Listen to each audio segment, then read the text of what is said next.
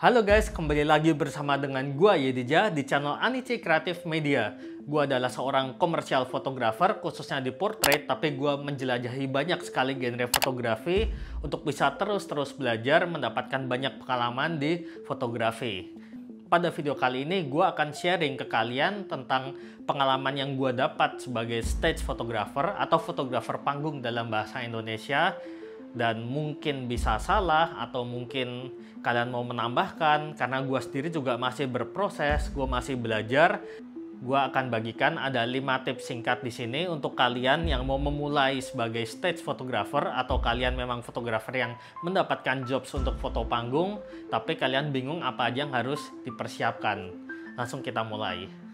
Yang pertama guys, ternyata memotret di panggung itu sangat amat dinamis dan banyak sekali hal-hal yang tidak terduga. Meskipun kalian udah ngerti teori fotografi, gimana segitiga exposure, itu semua pasti akan bingung lagi kalau kalian di panggung. Karena pernah gue motret spotlightnya 2 kanan kiri atau 1 depan atau bahkan gak ada spotlight sama sekali, dan itu mempengaruhi hasil-hasil kalian. Lalu bisa juga ada laser. Gimana? Kalian udah pernah belum kamera kalian kena laser atau handphone kalian kena laser? Karena gue udah pernah mengalami. Dan bisa juga ada LED yang besar di belakang penyanyinya gitu, bisa tiba-tiba LED-nya warnanya hitam pekat atau warnanya terang banget gitu, jadi backlight banget. Itu kalian pasti akan mengalami hal-hal tersebut pada saat pemotretan. Dan bisa juga lampunya itu mati nyala, jadi exposure-nya dalam 1 detik itu bisa berubah berkali-kali seperti itu. Nah, solusinya itu biasanya gue set kamera di manual mode dan gue selalu hitung cahaya terutama di objek utamanya. Jadi kalau yang gue foto pada saat itu, misalkan gue lagi fokusin ke penyanyinya, jadi ya gue akan hitung exposure di penyanyinya aja gitu, atau gitarisnya dan sebagainya. Yang penting fokus utama yang mau gue foto itu exposure-nya bener.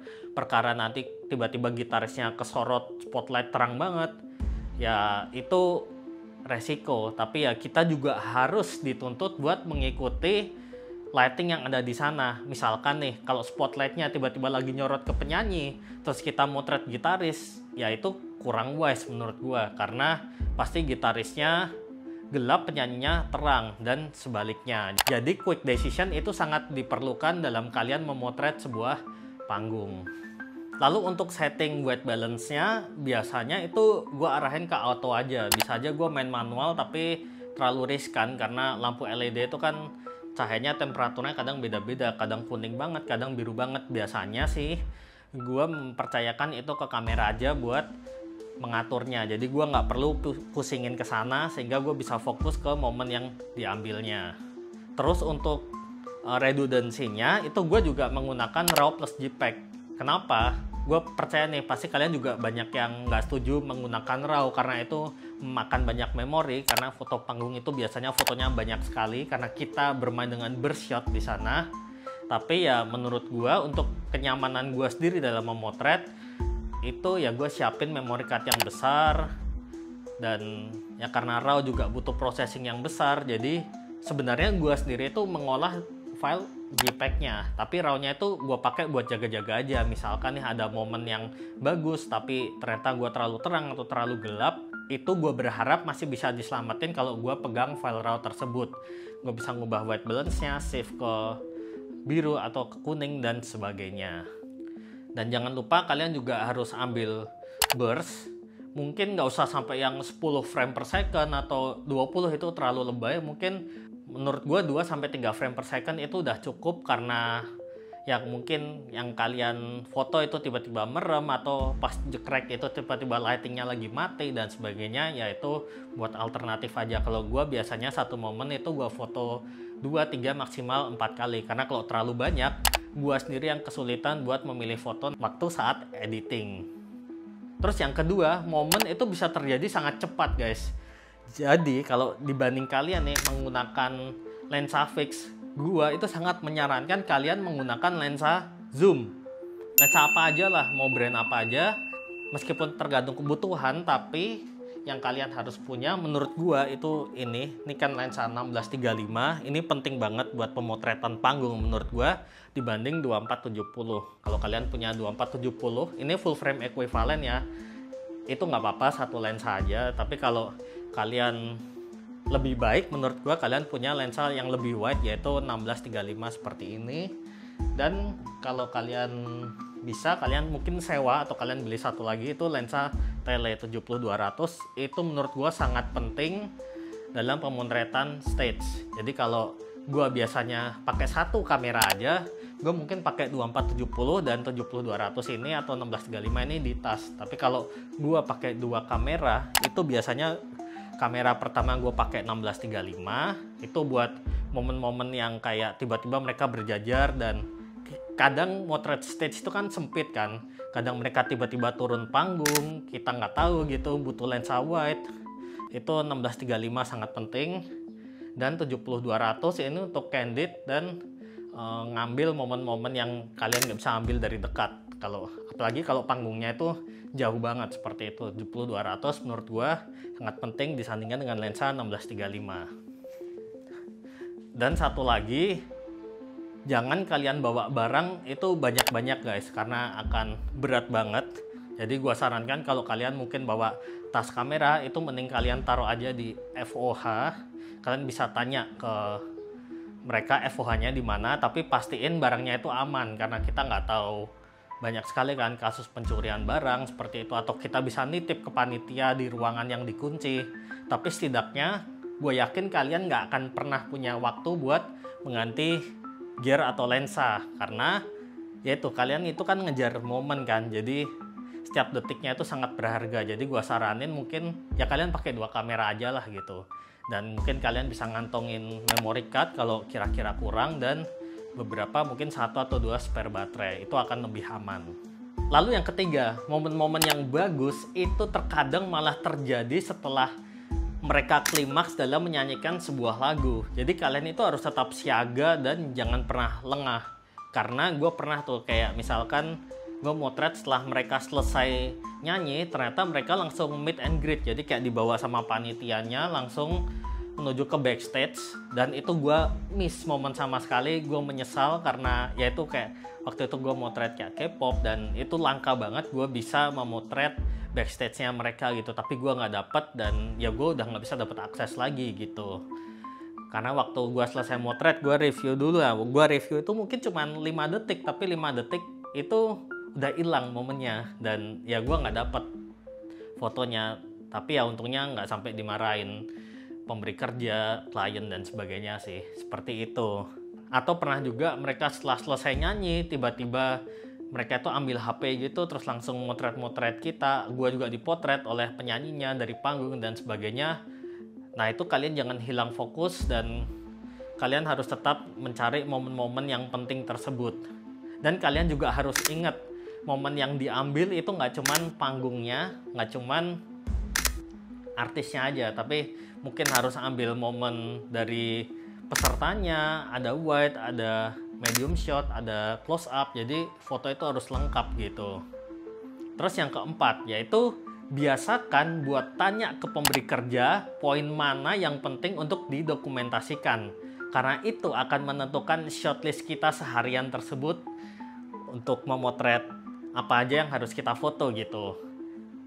Nah jadi misalkan nih motret, kalau gue di hire artisnya nih, itu akan berbeda dengan gue motret panggung tapi gue di hire oleh tim dokumentasi dari IO nya misalkan. Atau beda lagi kalau gue di hire oleh brand penyelenggara gitu. Contohnya nih, gue pernah motret buat IO.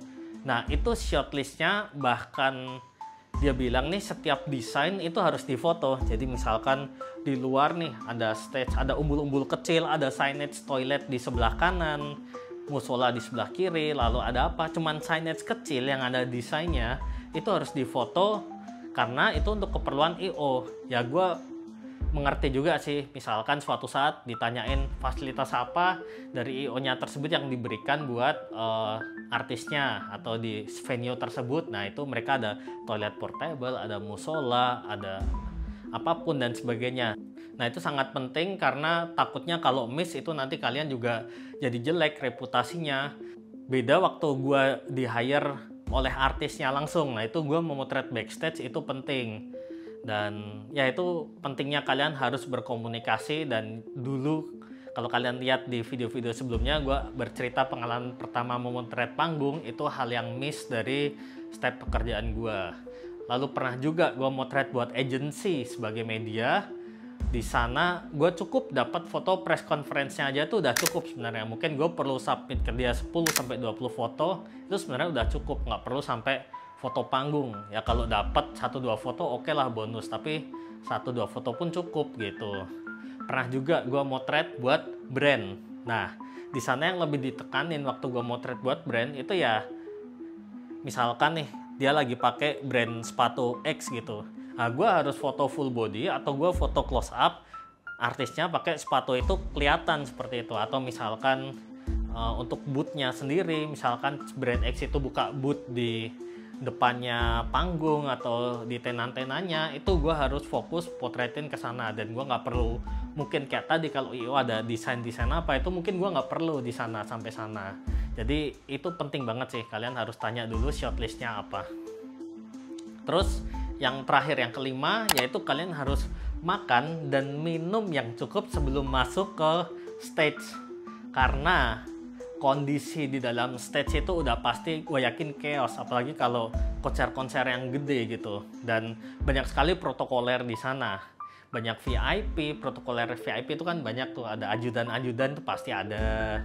Dan waktu itu gue pernah motret K-pop itu ada 5 artis dan masing-masing artis punya 2 bodyguard, itu juga pernah. Jadi pergerakan gue terbatas, gue mau motret ke sana dihalangin, ke sini dihalangin dan sebagainya. Terus name tag itu penting banget, dan kalian sebagai media, sebagai press, sebagai fotografer itu biasanya udah disediakan spotnya sendiri. Dan gue yakin pasti akan terjadilah hal-hal yang aneh gitu di dalam panggung yang nggak terduga gitu, seperti yang gue udah bilang tadi. Jadi ya seperti itulah. Jadi tadi makan minum cukup, jadi kalian punya stok energi buat memotret seharian itu.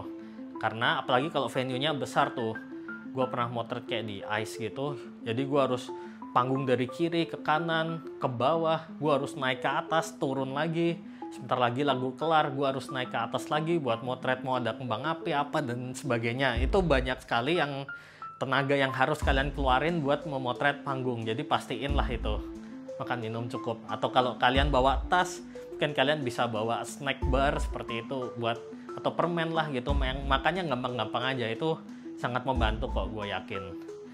Dan yang paling penting juga itu persiapkan earplug. Gue sering banget motret di stage itu, gue dapat spot kalau di depan speaker, dan itu sakit banget kuping. Apalagi kalau di depan bass, subwoofer, itu jantung udah berdebar-debar banget gitu kena bass, dan berjam-jam terkadang. Nah itu bisa diredam kalau kalian pakai earplug. Kalau gue biasanya bawa AirPods gue seperti ini, itu biasa gue pasang aja tapi gue nggak nyalain lagu seperti itu. Itu bisa membantu gue dalam fokus memotret, dan itu juga memblok suara-suara nggak enak yang biasa diterakin ke gue. Karena gue yakin kalian diterakin sama penonton itu udah biasa banget. Woi minggir woi, woi nutupin woi, kepala lu woi. Ya seperti itulah.